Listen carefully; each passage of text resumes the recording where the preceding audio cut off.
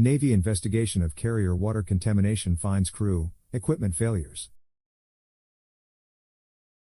A newly released Navy investigation into drinking water contamination aboard 2 aircraft carriers last fall found the problem stemmed from aging systems on the ships.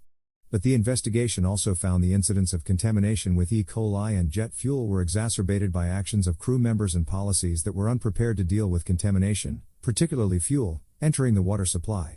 The pair of incidents, though unconnected, happened within days of each other aboard the aircraft carriers USS Nimitz and USS Abraham Lincoln off the coast of Southern California in September 2022. In both cases, the initial reports of issues came from social media posts rather than Navy statements. Republicans vow to boost veteran spending amid debt ceiling fight. Although the Navy insists that the E. coli contamination aboard the Lincoln led to no reported issues, the service said 11 sailors aboard the Nimitz had symptoms that may have been caused by ingesting jet fuel that got into that carrier's water, though all were eventually cleared to return to duty. In the first incident aboard the USS Nimitz, the Navy's investigation confirmed earlier admissions by the service that jet fuel had made its way into the ship's water supply. However, the investigation revealed that the source of the jet fuel was not a leak but rather the result of crew members trying to work on a handful of the 26 potable water tanks aboard the ship that had been out of service. Unbeknownst to the crew, one of the out-of-service tanks held JP5 jet fuel that leaked into the tank during the ship's last deployment in 2021 through a deteriorated cover, according to the investigation. However, it appears that that detail was forgotten or not properly noted, because by 2022 informal records indicated, the tank contained a mixture of potable water and seawater, and investigators found that the ship did not know or consider the possibility that the tank might contain contaminants other than seawater. The crew's plan was to clean the potable water system by flushing the piping and pump with clean water. It appears that the plan allowed for the jet fuel to make it into the rest of the ship through shared piping. Since the Navy redacted all references that identified the specific tanks investigators were referring to, it is difficult to understand some specific sequences and events laid out in the report. On September 16, between noon and 3 p.m., as the crew was pumping water from one of the potable tanks, they noticed an odor of JP5, according to the Navy investigation. Despite isolating some of the tanks and pumps and flushing sections of the system, at around 9 p.m. the engineering control hub on the ship started getting reports from the wardroom, staterooms and crew quarters that there was fuel in the water. The report does praise the leadership of the ship for taking quick action once the problem was identified. Investigators found that it took about 30 minutes to shut off water service to the ship and 90 minutes for Captain Craig Sikola to begin addressing the crew. The report said that Sikola unequivocally told the crew not to use the ship's water. However, the incident also revealed that Navy ships are not set up to deal with fuel contamination. The report noted that the crew does not have capability or procedures to analyze water or sewage to determine the presence or concentration of JP5, and neither the ship nor shore support facilities had pre-planned procedures or response actions to recover a shipboard potable water system contaminated with JP5. As a result, testing had to be done by an outside laboratory, and samples from 12 onboard tanks showed the presence of hydrocarbons, the broad term for compounds that include jet fuel, that ranged from undetectable to as high as 4.9 parts per million. The report says the Navy's limit, based on an Environmental Protection Agency analysis, is only 0.266 parts per million. Although the ship was aided by the fact that it was able to pull into San Diego the day after the contamination was discovered, it still took the rest of September to remove all of the fuel contamination. On October 1, the ship's water system was deemed usable again. In contrast to the Nimitz, the sailors on the Lincoln faced a different contamination, the bacteria E. coli. Furthermore, the incident aboard could have been prevented had the crew been more aggressive in identifying the issue. Like the Nimitz, the Lincoln had a water tank that developed a hole from rust, which allowed contaminants to seep in. Unlike the Nimitz, the tank was in service.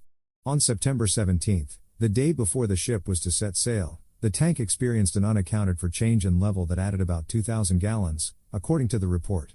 The extra liquid came from the bilge, a system of voids and spaces under a ship's equipment that often collects substances like jet fuel and oil and functions as a kind of sewer for the ship.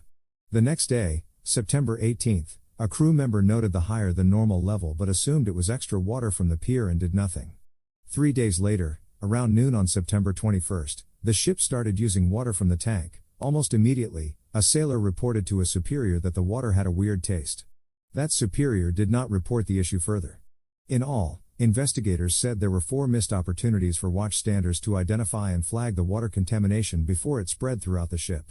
Basic watchstanding principles would have prevented or minimized the spread of the contaminated water in this case, they noted.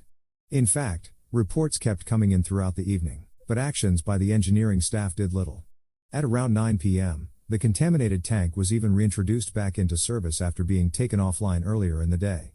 At 10 p.m., almost 12 hours after the first report of foul water, the ship's executive officer, Captain Patrick Baker, was told there might be an issue. Around this time, Baker noticed a run on the bottled water at the ship's store, the report also noted. According to the report, although Baker then briefed the commanding officer, Captain Amy Bauernschmidt, the decision was made for her to make an announcement to the crew the next morning. In the meantime, the crew started dosing the water with extra chlorine and taking samples for testing. The next day, September 22, tests revealed bacterial contamination, including E. coli, in 7 samples. Several undated videos of Bauernschmidt addressing the crew were eventually posted online. In one video, seemingly shot after the confirmation of the contamination, Bauernschmidt tells her crew before anybody starts freaking out, E. coli is an extremely common bacteria. Matter of fact, every single person on this ship has it in their digestive system right now, the captain said while sailors captured in the video listening to the announcement can be heard in the background loudly protesting. That's not how that works. In another video, she says that she had in front of her a bottle of exactly what everyone was talking about before immediately explaining that she purposely took a shower the night before and explained that it was marvelous. I even tasted the water, she said before explaining it was good to go. The report does not shed any more light on the remarks but does say that Baker had a meeting on September 22 with the ship's doctor, chief engineer and other leaders to discuss a plan. Military.com reported that the Navy declared the ship's contamination solved a month later.